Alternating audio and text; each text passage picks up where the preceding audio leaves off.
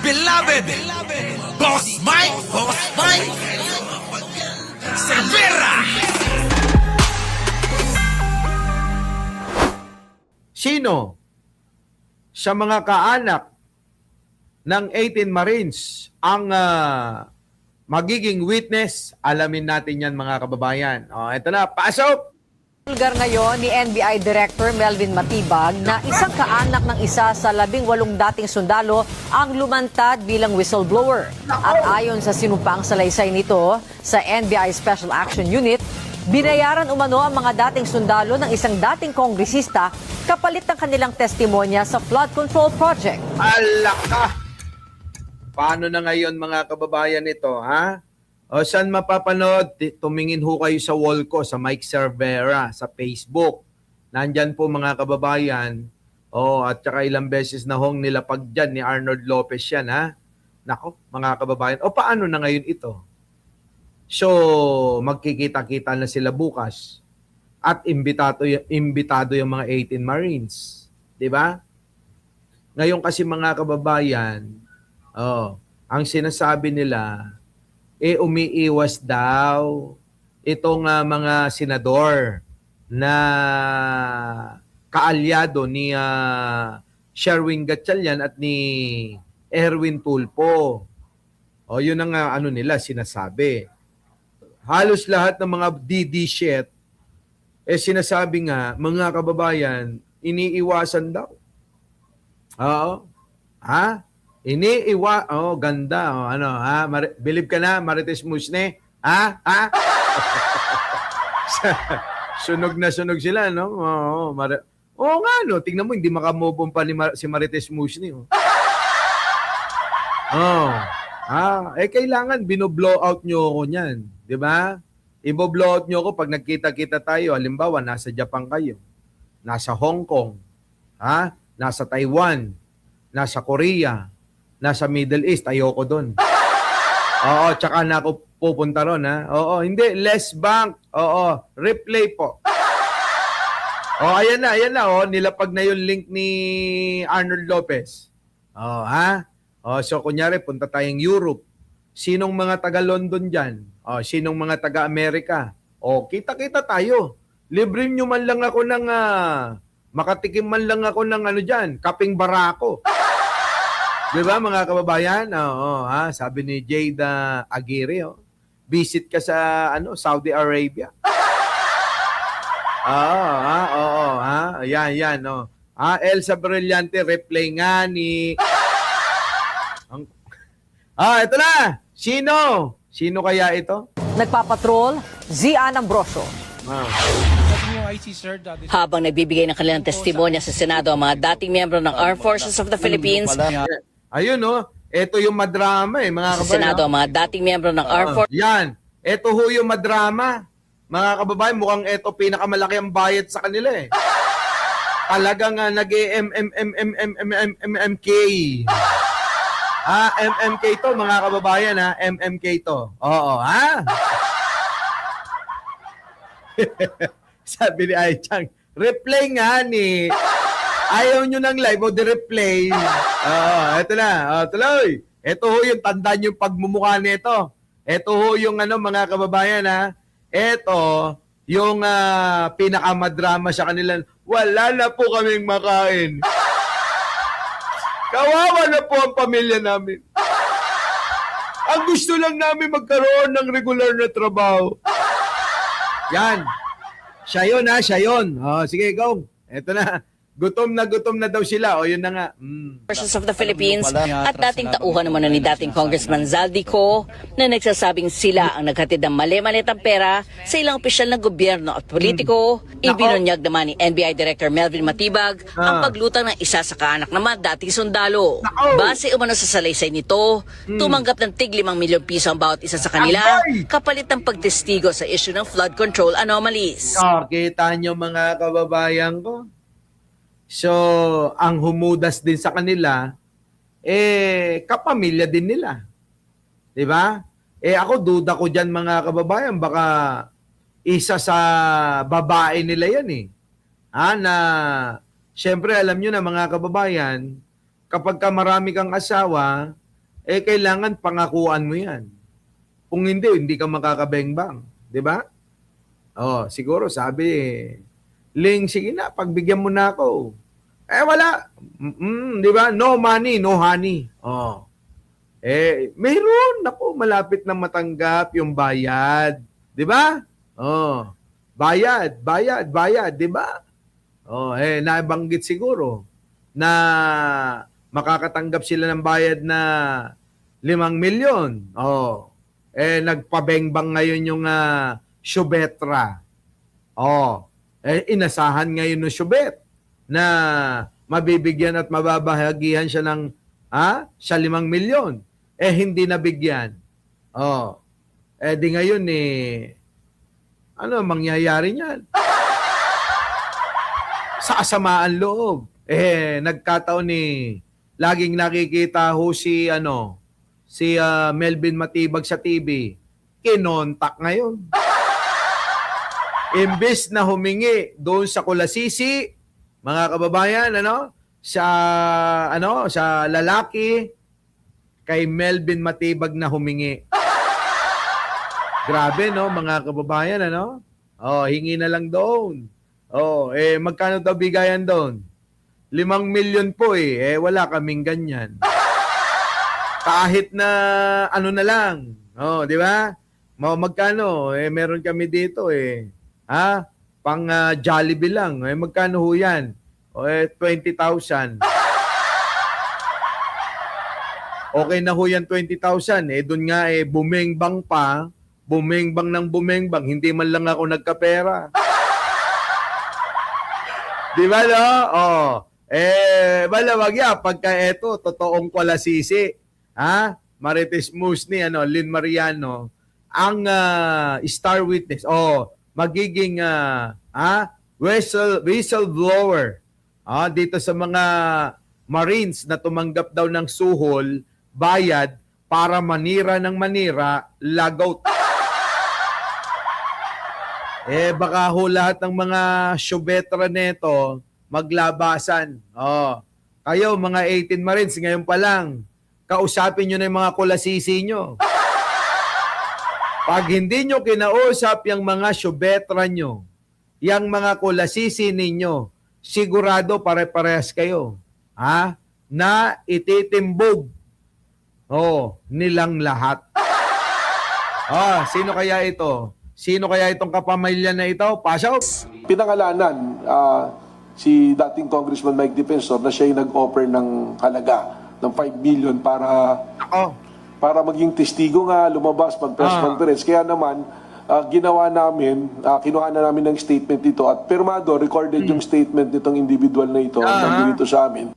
Sa sinumpaang salaysay. Ako, mga kababayan, magaling si Melvin Matibag, pinapirma agad, Irene Santiago, sa inyong lahat, Renato Peña, Benji Bernardo, sa lahat ng mga bagong dating, wag niyo kong kakalimutan na mag-like, Nanay Nunal, sa inyo. Oy, ikaw, Dali Babes, mag-like ka na. Like, share, and subscribe, ganun. Ngayon, mga kababayan, magaling. Bakit? Pinapirma agad Di ba? Pinapirma agad, mga kababayan, ng alin? Affidavit na kanyang sinumpaang salaysay na nagsasabi nga na si Mike Defensor ang siyang kumausap sa mga Marines na mga dating tauhan daw di umano ni Saldico. Yung iba daw, mga kababayan, tauhan pala ni Sara Duterte. Biruin nyo yun, mga kababayan. Hindi pala lahat tauhan ni Sara Duterte. Oo. Kung hindi, Homer Aquino, Homer Aquino, Judy, Janet Imasio, replay to. Kaya magsipag-like kayo, Shally Rugay, si Maylin Borja, The Night LG, di ba? ng testigo na nagpakilalang kaanak ng isa sa 18 dating sundalo. Nako. Sinabi nito na lalabas sila sa publiko para Oh. magsalita ukol sa umano'y pagde-deliver ng pera sangkot si Zaldico. Hala ka mga kababayan, sila marami. Yari tayo dito, SP Aki, yari mga kababayan. Biruin mo, hindi lang pala isa ito.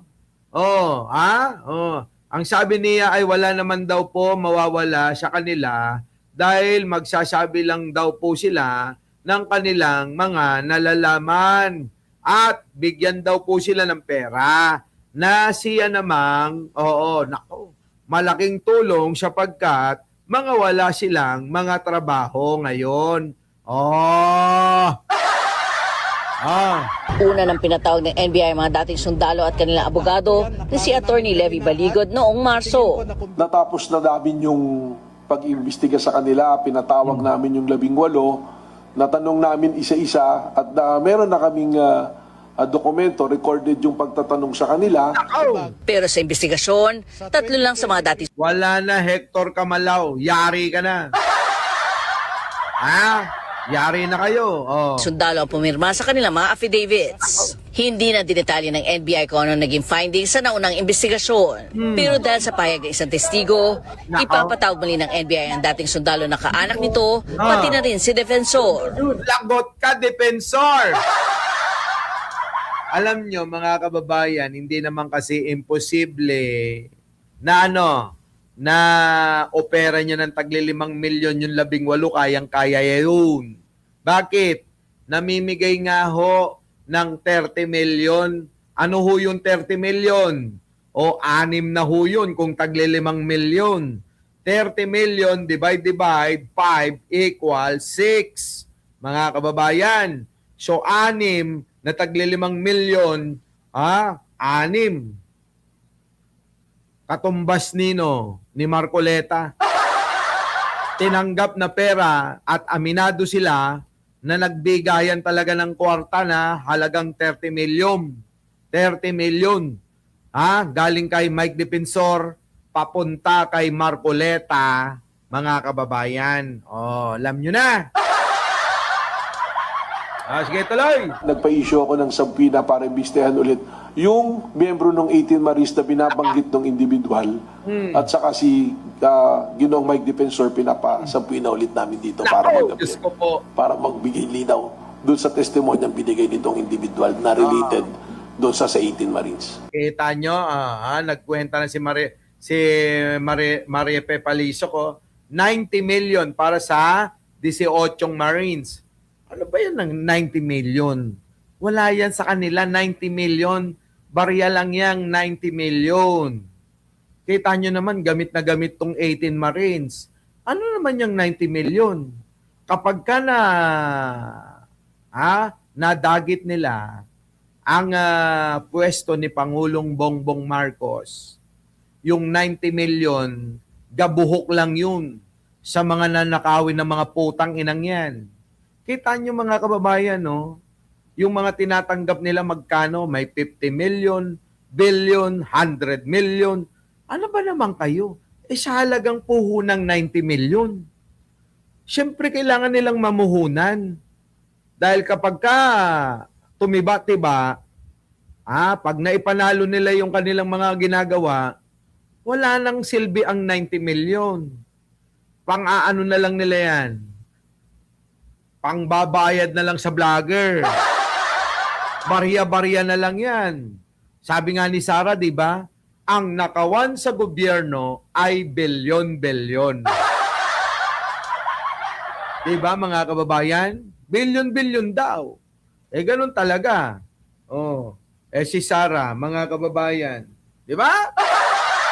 Lahat ginawa niya ng paraan para makadugas siya tuloy. Agad naman ito pinabulaanan ni Defensor. Huwag mong sayangin ang pondo ng gobyerno para patahimikin yung mga nagsasalita.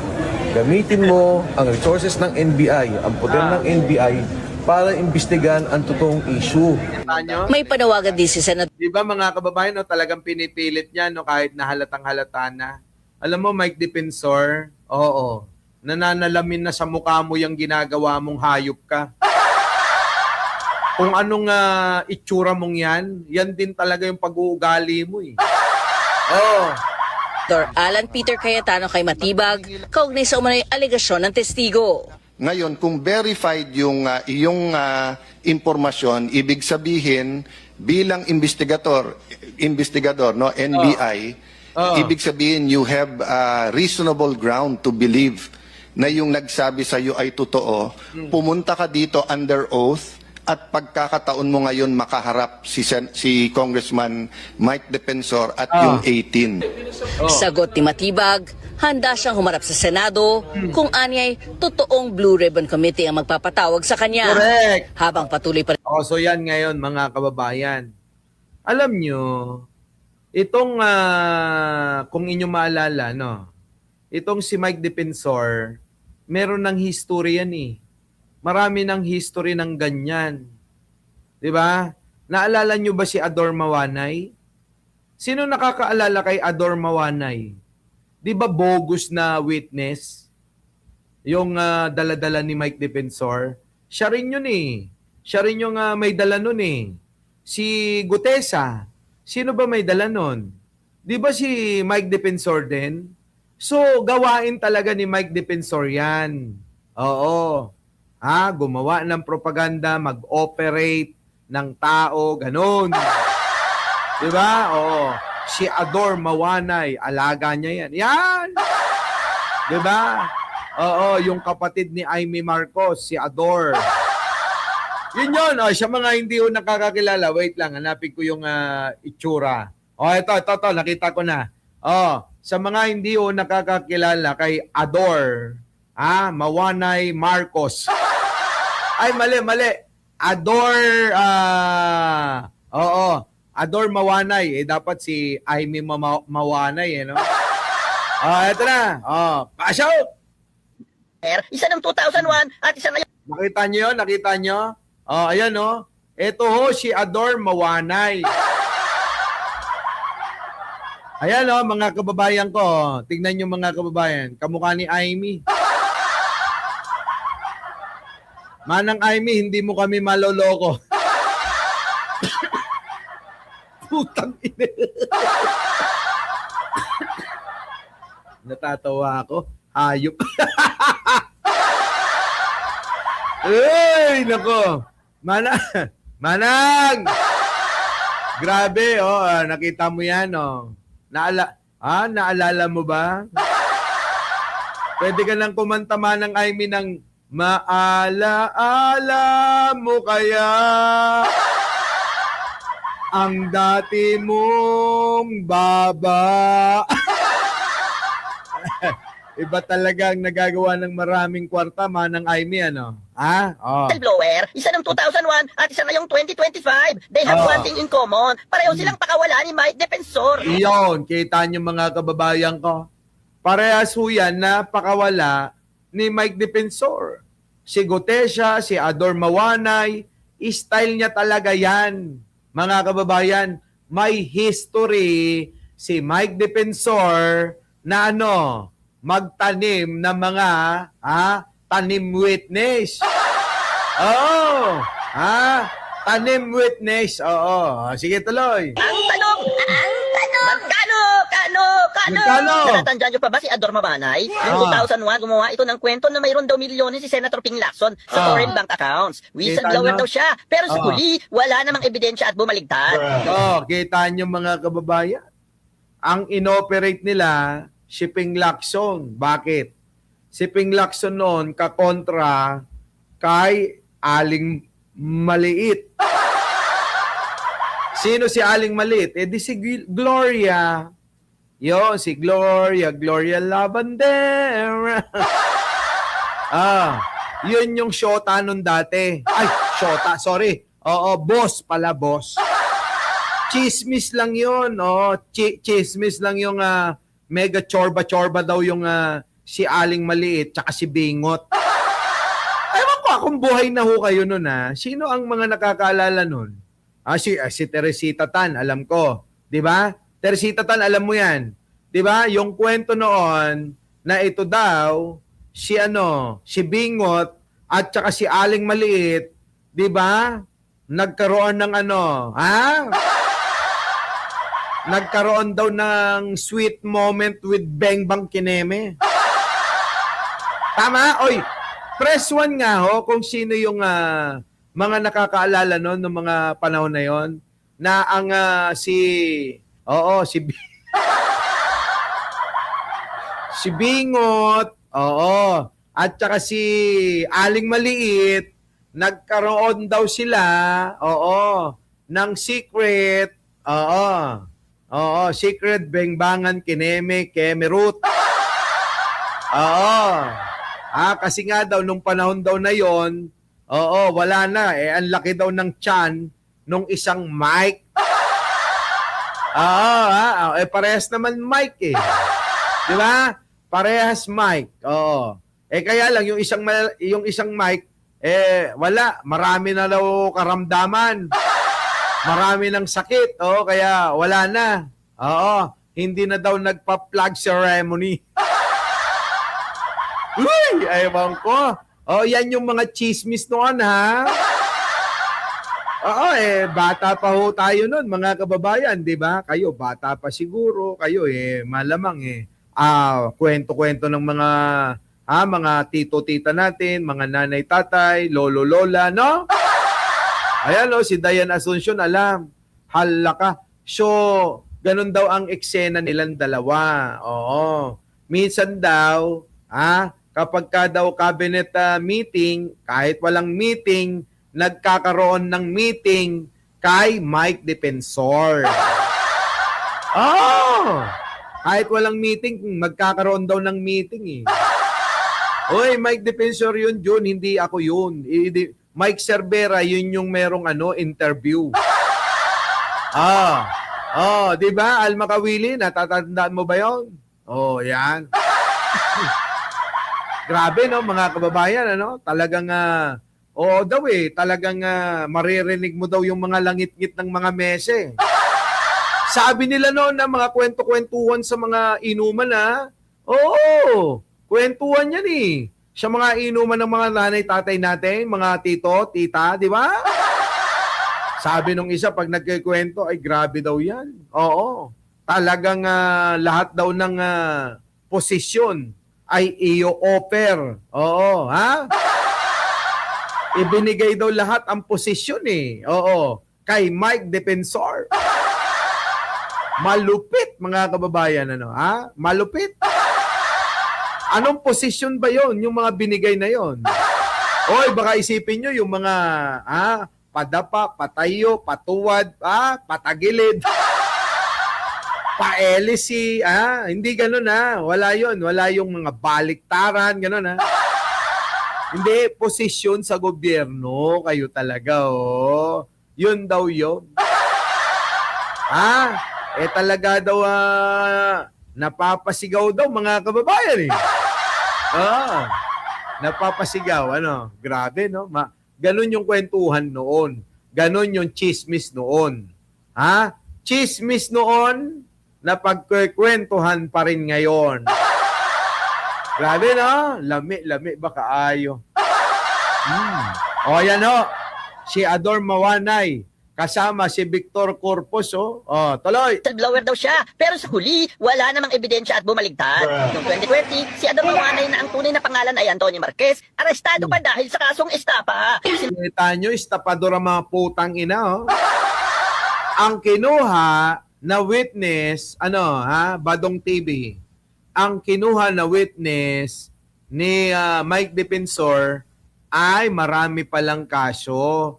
Kaya ito ay nahuli sa salang estapador, mga kababayan. Boss Mike, ano like mong position? 88. Yon. 88. Alam mo na yon. Di ba? Sino nakakaalam ng 88? Yung 69 laos na yun. Ang uso ngayon 88 na. Para swerte, 888. Ang nawawalang kambal ni Amy Marcos. Yan. Nungaling na estapador pa. Ngayon naman 2025 may bagong whistleblower. Itong si Orly Gutesa. Umarap sa Senate Blue Ribbon Committee at tumistigos o umano'y mga maleta na puno ng pera na idineliver umano sa bahay ni Congressman Romualdez. Pero ang testimonya scripted. Bago ibaba ang nasabing basura. Merong napuputol sa binabasa mo eh. Huwag kang magmadali. Huwag kang magmadali. Putol na. Ulitin mo yung paragraph 20. Hindi ko makita na putol na siya. Kita nyo mga kababayan? Alam nyo, hindi ganyan ang witness. Kahit pa walang affidavit na binabasa, dahil alam mo ang lahat ng kwento, alam mo na nangyari, kaya mong idiretso. Tama ba mga kababayan? Alam mo yan eh. So kaya mong idiretso yan, ikikwento mo lang naman eh. O bakit tong si Marcoleta, may nakakalimutan daw na paragraph 20 na hindi nababasa. Kaya kulang na lang mga kababayan, alam nyo, kutusan niya. Kasi yung kanyang witness na si Gutesa, tatanga-tanga. O ang tanong, nasan na si Gutesa? Bakit hindi na nagpakita? Kung totoo na talagang si Gutesa ay totoo yung sinasabi niya, bakit wala na? Bakit hindi na nagpakita? Para hindi sila mapahiya kasi nga, alam naman nila na si Gutesa, hindi naman talaga totoo yung sinasabi niya. Ang nangyari, kumuha sila ng iba. At huwag niyong kakalimutan, si Gutesa ay bata rin ni Mike Defensor. Si Mike Defensor din ang nagdala dyan. Kanino? Kay Marcoleta. O, tatanggi ba si Marcoleta? O kayo nga mga kababayan, binigyan ng 30 million yan. Anong tanggi pa ang gagawin ni Marcoleta kung yung nagbigay ng 30 million ang may dala? Wala na, syempre, di ba? Oh, kaya kinuha niya kahit na boplox. Hindi ko makita na putol na siya.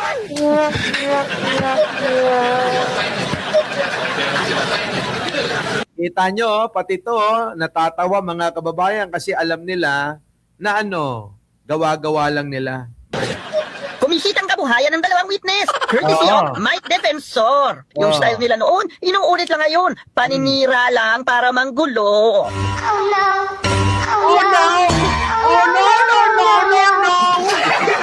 Diba? So alam nyo na mga kababayan, itong mukhang yan mga kababayan, mukhang tumibati-ba talaga ito nung panahon ni Aling Maliit. Kaya nakaipon to ng matindi mga kababayan eh. Di ba? Ngayon alam nyo na ngayon, sample pa ba? Bigyan mo pa ng sample, Boss Mike, ng katarantaduhan ng mga ito na talagang masasabi natin na totoo na ito ay mga bayaran. Our beloved Boss Mike! Boss Mike!